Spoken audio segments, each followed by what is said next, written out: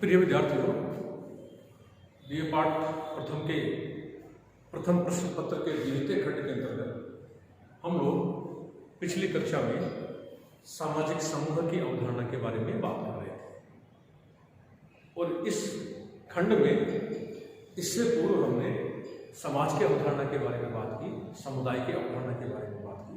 इसी क्रम में हम गत कक्षा में सामाजिक समूह की अवधारणा के बारे में बात कर रहे थे, जिसके अंतर्गत हमने सामाजिक समूह को समाजशास्त्र दृष्टिकोण से परिभाषित करने का प्रयास किया और यह बताने का प्रयास किया कि प्रत्येक लोगों का समूह जो है सामाजिक समूह नहीं कहा जा सकता। समाजशास्त्र दृष्टिकोण से सामाजिक समूह का संबोध बड़ा व्यापक संबोध है, जिसके अंतर्गत विभिन्न समाजशास्त्रियों ने सामाजिक समूह को परिभाषित करने का प्रयास अपनी ओर से किया है, जिसमें हमने ऑबर्न एवं नेमकोफ की परिभाषा को देखा, मैकाइवर एवं पेज की परिभाषा को देखा और रॉबर्ट के मर्टन की परिभाषा को देखा। और इन परिभाषाओं को जब हमने देखा तो जैसे हम लोग ऑबर्न एवं नेमकोफ की परिभाषा को देख रहे थे, तो ऑबर्न एवं नेमकोफ का कहना था कि जब दो या दो से अधिक व्यक्ति एकत्रित होते हैं और एक दूसरे पर प्रभाव डालते हैं तो ऐसे लोगों के समूह को सामाजिक समूह कहा जाता है। ऐसा ऑबर्न एवं नेमकोफ का कहना था। इसी प्रकार से मैकाइवर एवं पेज ने भी ऐसे ही काफी कुछ ऐसे ही सामाजिक समूह को परिभाषित कहा है। उन्होंने कहा है कि सामाजिक समूह जो है निश्चित रूप से लोगों का एक संकलन है, ठीक है, और ऐसे लोगों का संकलन है जिसके सदस्य आपस में एक दूसरे के साथ सामाजिक संबंध रखते हैं। यानी कि मैकाइवर एवं पेज सामाजिक समूह कहे जाने के लिए सामाजिक संबंधों का होना अनिवार्य मानते हैं, ठीक है। इसी प्रकार से रॉबर्ट मर्टन ने मर्टन ने सामाजिक समूह को परिभाषित किया और कहा कि निश्चित रूप से सामाजिक समूह लोगों का एक संकलन है, ऐसा संकलन है लोगों का जिनके मध्य सामाजिक संबंध होते हैं, सामाजिक संबंध देखने को मिलते हैं। और साथ ही साथ उन्होंने एक और नई बात जो जोड़ी कि उस समूह के सदस्यों में आपस में हम की भावना देखने को मिलती है, उसमें हम की भावना होनी चाहिए समूह के सदस्यों में। साथ ही साथ समूह के अन्य सदस्य भी उस व्यक्ति को उस समूह का सदस्य समझें। ये ऑबर्न एवं नेमकोफ, मैकाइवर एवं पेज और रॉबर्ट के मर्टन ने समूह को इस प्रकार से परिभाषित किया है। और इन परिभाषाओं का जब हम निष्कर्ष निकाल रहे थे, उसमें कहा था कि किसी भी समूह को सामाजिक समूह कहे जाने के लिए जरूरी है कि पहली बात तो दो या दो से अधिक लोग हो, ठीक है, वे दो या दो से अधिक लोग आपस में एक दूसरे के साथ क्रिया प्रतिक्रिया करें, एक दूसरे को प्रभावित कर दें, जिसके परिणाम स्वरूप उस समूह के लोगों में सामाजिक संबंधों का निर्माण हो जाए, ठीक है, उस समूह के लोगों में आपस में हम की भावना देखने को मिले और साथ ही साथ समूह के अन्य सदस्य भी उस व्यक्ति को उस समूह का सदस्य समझे, तब कहीं जाके हम किसी समूह को सामाजिक समूह की श्रेणी में रख सकते हैं। इस दृष्टिकोण से समाजशास्त्र जो है सामाजिक समूह को बड़े व्यापक दृष्टिकोण से देखता है। आज हम बात करेंगे सामाजिक समूह के वर्गीकरण की, क्लासिफिकेशन ऑफ सोशल ग्रुप, यानी कि सामाजिक समूह को किन किन वर्गों में बांटा जा सकता है। उसके पश्चात हम लोग सामाजिक समूह के प्रकारों की बात करें। ध्यान रहे, वर्गीकरण की बात कर रहे हैं, आज बात कर रहे हैं। इसके पश्चात हम लोग सामाजिक समूह के प्रकारों की बात करेंगे। वर्गीकरण के अंतर्गत हम लोग ये देखेंगे कि सामाजिक समूह को किन किन वर्गों में विभाजित किया जा सकता है, इनके सदस्यों की संख्या के आधार पर, स्थायित्व के आधार पर, इसके अलावा हम की भावना के आधार पर, प्रकार्यात्मक आधार पर और आकांक्षा के आधार पर सामाजिक समूह को किस किस दृष्टिकोण से किन किन रूपों में वर्गीकृत किया जा सकता है। उसके पश्चात हम लोग सामाजिक समूह के प्रकारों के बारे में बात करेंगे, जिसके अंतर्गत 3 प्रकार के सामाजिक समूहों का जिक्र आपके पाठ्यक्रम के अनुसार किया गया है। एक प्राथमिक समूह होते हैं, एक द्वितीयक समूह होते हैं और एक तीसरे अर्ध समूह या आभासी समूह होते हैं, जिनका अध्ययन हम लोग वर्गीकरण के पश्चात करेंगे। सामाजिक समूह के वर्गीकरण की जहां तक बात है, पहला वर्गीकरण का जो आधार है वह है सदस्यों की संख्या, यानी कि सदस्यों की संख्या कम या ज्यादा हो सकती है। जैसे हम कहें कि किसी 4 लोगों का समूह भी हो सकता है और 50 लोगों का समूह भी हो सकता है। तो सदस्यों की संख्या जो वर्गीकरण का आधार है उससे तात्पर्य है सदस्यों की संख्या के आधार पर समूह को 2 भागों में बांटा जा सकता है, छोटा समूह है या लघु समूह है जिसमें एक सदस्यों की संख्या कम होगी। सदस्यों की संख्या कम होगी तो समूह का आकार छोटा होगा, उसको हम लोग लघु समूह है या छोटा समूह कहेंगे। दूसरा, सामाजिक समूह का वर्गीकरण के अंतर्गत सदस्यों की संख्या अगर अधिक है तो समूह बड़ा हो जाएगा, उसको हम लोग वृहद समूह है कहेंगे, जिसमें सदस्यों की संख्या बहुत अधिक होती है। तो सदस्यों की संख्या के आधार पर सामाजिक समूह को दो वर्गों में वर्गीकृत किया जा सकता है। एक लघु समूह है, जब सदस्यों की संख्या कम है तो वह लघु समूह है, छोटा समूह है, और सदस्यों की संख्या जब बहुत अधिक होती है उसको बृहद समूह है या बड़ा समूह है। वर्गीकरण का जो दूसरा आधार है वो है स्थायित्व। स्थायित्व के आधार पर भी सामाजिक समूह को दो वर्गों में वर्गीकृत किया जाता है। एक होते हैं स्थायी समूह है, एक होते हैं अस्थायी समूह। स्थायी समूह का जहां तक बात है, स्थायी समूह और स्थायित्व के आधार पर हम लोग समूह को दो वर्गों में वर्गीकृत कर सकते हैं। एक होता है स्थायी समूह और दूसरा होता है अस्थायी समूह। स्थायी समूह वे हैं जिनकी आवश्यकता सार्वभौमिक, यानी कि जो सब जगह जिनकी आवश्यकता होती है, ऐसे समूहों को जो है स्थायी समूह कहा जाता है। जबकि अस्थायी समूह जो होते हैं वे सार्वभौमिक नहीं होते हैं। किसी विशेष उद्देश्य को लेकर जब कुछ लोग एकत्रित होते हैं और जब उनका उद्देश्य पूरा हो जाता है तो या तो वह समूह स्वतः ही नष्ट हो जाता है या उस समूह को समाप्त करने की घोषणा कर दी जाती है। इस प्रकार के समूह को अस्थायी समूह कहा जाता है। जहां तक बात है स्थायी समूह के उदाहरण की, तो हम लोग इसके अंतर्गत जो है परिवार है, एक स्थायी समूह है जो कि सार्वभौमिक है, जो सब जगह देखने को मिलता है, जिसका जीवन काल व्यक्ति के जीवन काल से लंबा होता है, सदस्य आते रहते जाते रहते, लेकिन परिवार का अस्तित्व बना रहता है। तो परिवार है, विभिन्न शैक्षणिक संस्थाएं हैं, नातेदारी समूह है, धार्मिक समूह है, इस प्रकार के समूह को लोग स्थायी समूह की श्रेणी में शामिल करते हैं। अस्थायी समूह के अंतर्गत हमने आपको बताया जब कुछ लोग किसी उद्देश्य को लेकर एकत्रित होते हैं उसको अस्थायी समूह कहते हैं, और जब उनका उद्देश्य पूर्ण हो जाता है तो या तो वह समूह स्वतः ही नष्ट हो जाता है या उसके नष्ट करने की या उसके समाप्त करने की घोषणा कर दी जाती है। इस प्रकार के समूह को अस्थायी समूह कहते हैं। जैसे हम लोग भीड़ है या श्रोता समूह है, वो अस्थायी समूह, जैसे किसी नेता या किसी समाज सेवक का या किसी बड़े आदमी का भाषण सुनने के लिए, विचार सुनने के लिए कुछ समय के लिए कुछ एकत्रित हो, जो ही उसका भाषण या उसके विचार समाप्त होते हैं, लोग तितर बितर हो जाते हैं, अपने अपने गंतव्य की ओर चले जाते हैं, तो ऐसे लोगों के समूह को अस्थायी समूह कहा जाता है। वर्गीकरण का जो अगला आधार है वह है हम की भावना। और हम की भावना के अंतर्गत समनर एक समाजशास्त्री हुए हैं जिन्होंने एक पुस्तक लिखी है फोकवेज, जन रीतियां। तो समनर ने अपनी पुस्तक फोकवेज में हम की भावना के आधार पर जो वर्गीकरण है उसके अंतर्गत दो प्रकार के समूह का जिक्र किया है। एक होता है अंतः समूह और एक होता है बाह्य समूह। और अंतः समूह से तात्पर्य है, अंतः समूह वह समूह है जिसके सदस्य परस्पर हम की भावना से बंधे हुए होते हैं। हम की भावना के आधार पर समनर ने अपनी पुस्तक फोकवेज में दो प्रकार के समूह बताए, एक होते हैं अंतः समूह और एक होते हैं बाह्य समूह। समनर के अनुसार अंतः समूह वे हैं जिसके सदस्य आपस में हम की भावना से बंधे होते हैं। यह हम की भावना ही उनके समूह की एकता में सहयोग देती है। अतः अंतः समूह के सदस्य अपने समूह को सर्वश्रेष्ठ व दूसरे समूह को हीन या अपने से निम्न मानते हैं। अंतः समूह के सदस्य व्यवहार के सामान्य नियमों द्वारा बंधे रहते तथा सामाजिक नियंत्रण की एक ही विधि से जो है नियंत्रित होते हैं। ठीक है।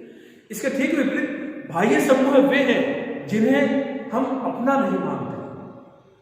ठीक है। व्यक्ति उस समूह को जिसको कि अपना नहीं मानता उसके लिए वह समूह बाह्य समूह है।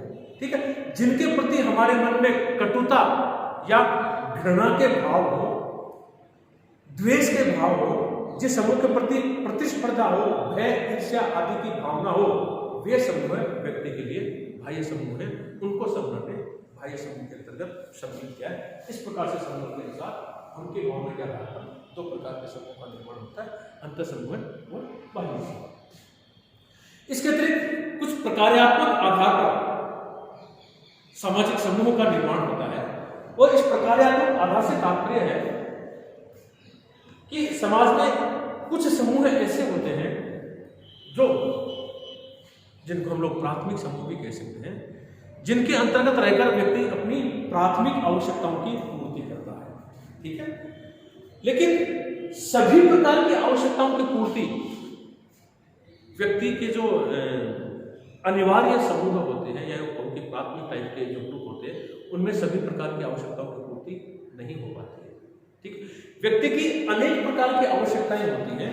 सिर्फ जीवन जीना व्यक्ति के जीवन का उद्देश्य नहीं होता है, वो काफी कुछ करना चाहता है, अपने व्यक्तित्व का विकास करना चाहता है, और उस काफी कुछ करने के लिए, उस अपने व्यक्तित्व का विकास करने के लिए व्यक्ति को कुछ प्रकार्यात्मक समूह का सदस्य बनना पड़ता है, जिनके माध्यम से व्यक्ति अपने व्यक्तित्व का विकास करता है। तो इस प्रकार के समूह को लोग प्रकार्यात्मक समूह है। ठीक है, आधुनिक युग में व्यक्ति परिवार में अथवा उसके नातेदारी समूह में ही भाग नहीं लेता है। परिवार में वो नातेदारी समूह में भाग नहीं लेता, बल्कि इसके अतिरिक्त भी वो अनेक समूह का सदस्य होता है। ठीक है, नातेदारी समूह में ही भाग नहीं लेता, बल्कि उसकी रुचियों और उसकी रुचियां और कार्य समाज के अन्य अनेक समूह में पूरे होते हैं। दूसरे प्रकार के समूह में भी व्यक्ति सदस्य बनकर अपनी आवश्यकताओं की पूर्ति करता है, अपनी रुचियां पूरी करता है। ठीक है, और इन्हीं समूहों में व्यक्ति प्रकार्यात्मक संबंध स्थापित करता है,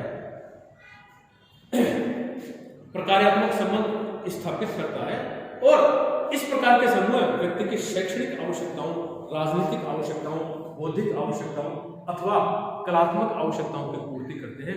ये समूह व्यक्ति के व्यक्तित्व विकास में सहायक होते हैं। इस प्रकार के समूह को प्रकार्यात्मक समूह कहा जाता है। अगला जो वर्गीकरण है वो है आकांक्षा के आधार पर। ठीक, आकांक्षा के आधार पर जिस प्रकार के समूह का निर्माण होता है उसका जिक्र रॉबर्ट मटन ने अपनी पुस्तक social theory and social structure में किया है। ये सब वर्गीकरण के आधार हो गए हैं। इसके पश्चात जो वर्गीकरण का अगला आधार है, जो कि बड़ा महत्वपूर्ण आधार है आपके परीक्षा प्रश्न पत्र दृष्टिकोण से भी, आकांक्षा के आधार पर बनने वाला समूह। ठीक है, जिसका जिक्र आर के मर्टन ने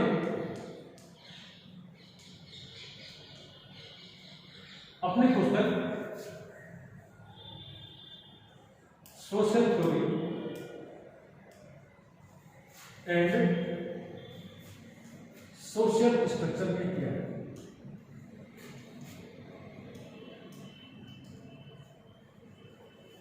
ठीक है, और इस social theory and social structure में रॉबर्ट मटन ने एक अलग प्रकार के समूह का जिक्र किया है, और उनका मानना है कि वो जो अलग प्रकार का समूह है, जो नए प्रकार का समूह है, उस समूह को संदर्भ समूह कहा जाता है।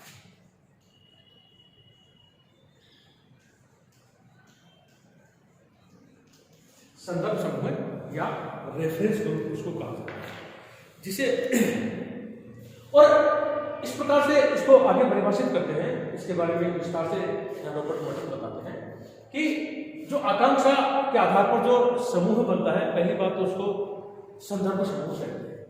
और संदर्भ समूह होता क्या है, इसके बारे में मटन कहते हैं कि संदर्भ समूह किसी भी व्यक्ति के लिए वह समूह है। थोड़ा ध्यान से सुनने की कोशिश करेंगे। संदर्भ समूह है किसी व्यक्ति के लिए वह समूह है जिसका कि वह सदस्य नहीं होता है। व्यक्ति सदस्य नहीं होता है।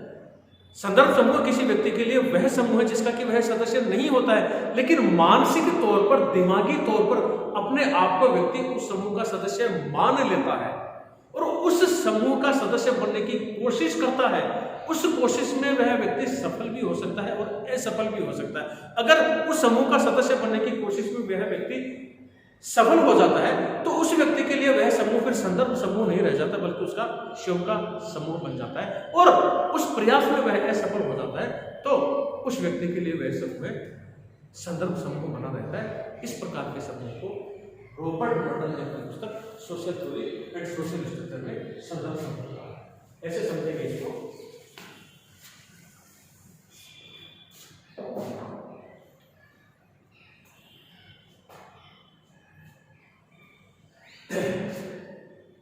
शरीफ एवं शरीफ ने भी इसका जिक्र किया है। शरीफ एवं शरीफ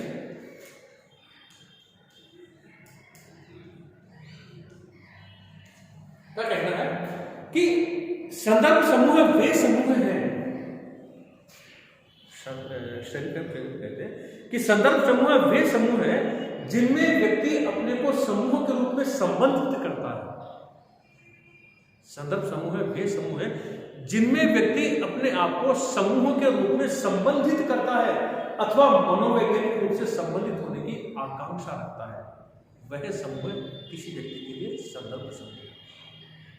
ठीक है, ऐसा समूह है जिसमें व्यक्ति अपने आप को उस समूह से संबंधित करता है, यानी कि अपने आप को समूह का सदस्य मान लेता है और अपने आप को मनोवैज्ञानिक रूप से, अपने आप को दिमागी तौर पर उस समूह से संबंधित रख लेता है या उस समूह से संबंधित होने की आकांक्षा रखता है।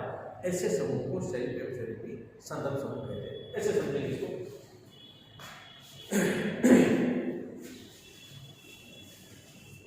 मान लीजिए यह कोई सामाजिक समूह है, यह कोई सामाजिक समूह है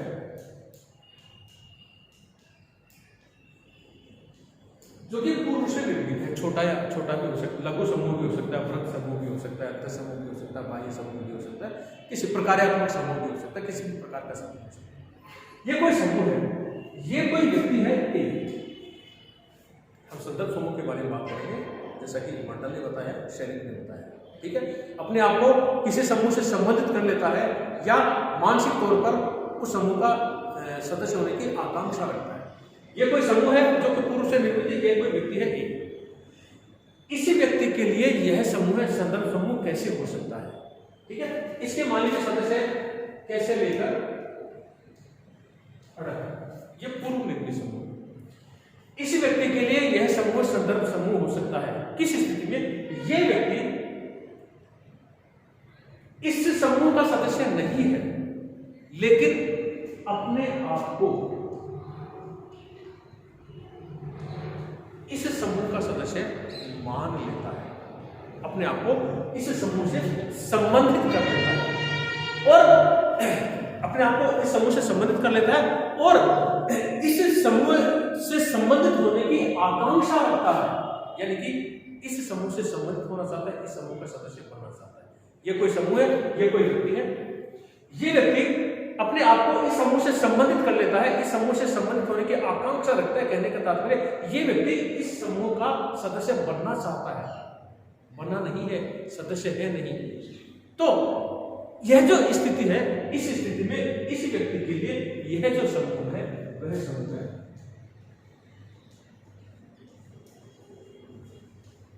संदर्भ समूह है या रेफरेंस समूह है। उन्हें दोहरा दे, ये व्यक्ति इस समूह से अपने आप को संबंधित कर लेता है, संबंधित होने की आकांक्षा रखता है, अपने आप को मानसिक तौर पर, दिमागी तौर पर इस समूह का सदस्य मान लेता है, जबकि सदस्य है नहीं लेकिन सदस्य होने की आकांक्षा रखता है। इसी व्यक्ति के लिए यह समूह है संदर्भ समूह। आगे जाकर कहते हैं कि वह व्यक्ति मान लीजिए है इस समूह का सदस्य बनने की कोशिश करता है, क्योंकि दिमागी तौर पर तो इसने आकांक्षा रख रहा है, अपने आप को सदस्य मानकर चल रहा है और इस समूह का सदस्य बनने की ये व्यक्ति कोशिश करता है। इस कोशिश में अगर ये व्यक्ति सफल हो जाता है तो इस व्यक्ति के लिए यह समूह फिर संदर्भ समूह नहीं होगा, बल्कि ये व्यक्ति इस समूह का सदस्य हो जाएगा। इसका अपना यह समूह होगा, कैजुअलिटी को अपना समूह का सदस्य समझने लगेगा, अड़ एक को अपने समूह का सदस्य समझने लगेगा और ए भी ए और अड़ को अपने समूह का सदस्य बनेंगे। ऐसी स्थिति में ये समूह फिर इस व्यक्ति के लिए संदर्भ समूह नहीं है, इसका अपना समूह बन जाएगा। अगर इस कोशिश में यह व्यक्ति असफल हो जाता है, दिमागी तौर पर अपने आप को समन्वित रखता है, समन्वित होने की आकांक्षा रखता है, ठीक है, और कोशिश करता है कि समूह का सदस्य बन जाए, समूह का सदस्य बन जाता है, तो इस व्यक्ति के लिए समूह संदर्भ समूह नहीं होता, बल्कि इसका खुद अपना स्वयं का समूह बन जाता है। और इस कोशिश में वह असफल हो जाता है, तो इस व्यक्ति के लिए फिर यह समूह है संदर्भ समूह है, बना रहता है, ठीक है। तो मनोवैज्ञानिक तौर पर इसमें, मानसिक तौर पर इसमें व्यक्ति अपने आप को किसी समूह का सदस्य मान लेता है। ऐसे समूह को समाजशास्त्र दृष्टिकोण से संदर्भ समूह कहा जाता है। जैसे कि शेक्सपियर ने कहा कि संदर्भ समूह वे समूह है जिनमें व्यक्ति अपने को समूह के रूप में संबंधित करता है अथवा मनोवैज्ञानिक रूप से संबंधित होने की आकांक्षा रखता है। ऐसे समूह को संदर्भ समूह कहा जाता है, ठीक। इसके अतिरिक्त किसी भी समूह के प्रति व्यक्ति का 3 प्रकार का अभिमुखन हो सकता है। कोई भी समूह है, ये तो हमने बात की संदर्भ समूह की, इसके अंतर्गत व्यक्ति सकारात्मक अभिमुखन रखता है। किसी भी समूह के प्रति व्यक्ति 3 प्रकार का अभिमुखन या झुकाव रखता है। पहला है सकारात्मक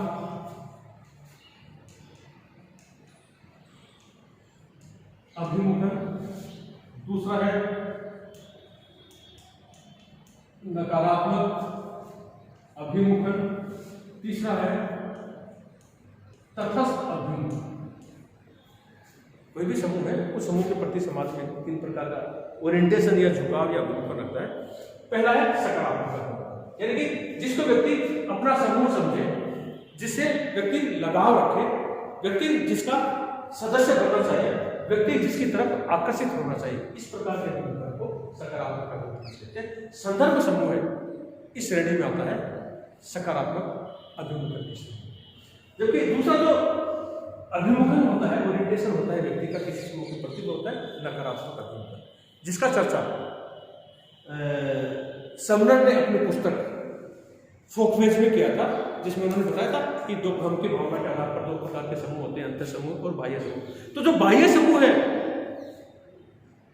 जिसको व्यक्ति अपना समूह नहीं मानता, जिसको हीन मानता है, अपने से श्रेष्ठ निकृष्ट मानता है, उसके प्रति घृणा के भाव रखता है, क्रोध के भाव रखता है, जिसका सदस्य व्यक्ति नहीं बनना चाहता है, जिसको वो दूर रखना चाहता है, उससे स्वयं दूर रखना चाहता है, स्वयं दूर रहना चाहता है, इस प्रकार का अभिमुखन जो है किसी समूह के प्रति, वो नकारात्मक अभिमुखन कहलाता है। समनर के द्वारा हम की भावना के अंतर्गत बताया गया जो बाह्य समूह है, वो बाह्य समूह है नकारात्मक अभिमुखन का श्रेष्ठ उदाहरण। तटस्थ अभिमुखन, समाज में कुछ लोग ऐसे होते हैं जो किसी भी समूह के प्रति ना तो नकारात्मक अभिमुखन रखते हैं, ना सकारात्मक अभिमुखन रखते हैं, यानी कि ना तो किसी समूह का सदस्य बनना चाहते हैं, ना किसी समूह से दूर रहना चाहते हैं, ना किसी समूह से लगाव रखते हैं, ना किसी समूह से घृणा रखते हैं, ना किसी समूह को अपना समझते हैं, ना किसी समूह को हीन या घृणा की दृष्टि से देखते हैं, बल्कि तटस्थ जैसा वो है उसी स्थिति में बने रहना चाहते हैं। इस प्रकार का जो झुकाव है, इस प्रकार के झुकाव को समाजशास्त्र दृष्टिकोण से तटस्थ अभिमुखन कहा जाता है, ठीक है। व्यक्ति किसी समूह के प्रति तटस्थ रहता है, वह न तो किसी समूह का सदस्य बनना चाहता और न उस समूह के सदस्यों के प्रति घृणा का भाव रखता है। इस प्रकार के जो झुकाव है, जो लगाव है, जो अभिमुखन है, समाजशास्त्र दृष्टिकोण से उसको तटस्थ अभिमुखन कहा जाता है। तो किसी भी समूह के प्रति व्यक्ति 3 प्रकार का जो है अभिमुखन रखता है, सकारात्मक अभिमुखन, नकारात्मक अभिमुखन और तटस्थ अभिमुखन। तो ये समाजशास्त्र दृष्टिकोण से सामाजिक समूह के वर्गीकरण के कुछ आधार थे। जैसे मैंने आपको बताया कि सदस्यों की संख्या के आधार पर समूह लघु या बृहद, छोटे या बड़े हो सकते हैं। स्थायित्व के आधार पर समूह स्थायी और अस्थायी हो सकते हैं। स्थायी समूह को धन आपने बताया कि परिवार है, कुछ शैक्षणिक संस्थाएं हैं, कुछ धार्मिक संस्थाएं हैं, इनको जो है स्थायी समूह की श्रेणी में रखा गया है। अस्थायी समूह है, जैसे भीड़ का समूह है, श्रोता का समूह है, जो अपने उद्देश्य पूर्ण होने के बाद छिन्न हो जाते हैं, अपने अपने गंतव्य को चले जाते हैं। हम की भावना के आधार पर समनर ने 2 प्रकार के समूह बताए, अंतर समूह और बाह्य समूह। ठीक है। इसी प्रकार से जो है आकांक्षा के आधार पर जो प्रकार्यात्मक आधार पर जो है कुछ समूह बनते हैं, जैसे हमने अब आपको बताया कि सभी प्रकार की आवश्यकताएं व्यक्ति की पूर्ण नहीं होती है, तो वह कुछ प्रकार्यात्मक समूह का अपने व्यक्तित्व के विकास के लिए कुछ अलग प्रकार के समूह का सदस्य बनता है और अपनी आवश्यकताओं की पूर्ति करता है, अपने व्यक्तित्व का विकास करता है। और एक और जो आधार बताया सामाजिक समूह के वर्गीकरण का, वो तो आकांक्षा के आधार पर। आकांक्षा के आधार पर जैसे कि मर्टन ने बताया कि संदर्भ समूह होता है व्यक्ति जिसका सदस्य नहीं होता। शेरिपी कहते हैं कि मानसिक रूप से, मनोवैज्ञानिक रूप से व्यक्ति अपने आप को किसी समूह का सदस्य मान लेता है और उस समूह का सदस्य होने की आकांक्षा रखता है। ऐसे समूह, वह समूह जो है उस व्यक्ति के लिए संदर्भ समूह होता है। ठीक है, थैंक यू वेरी मच।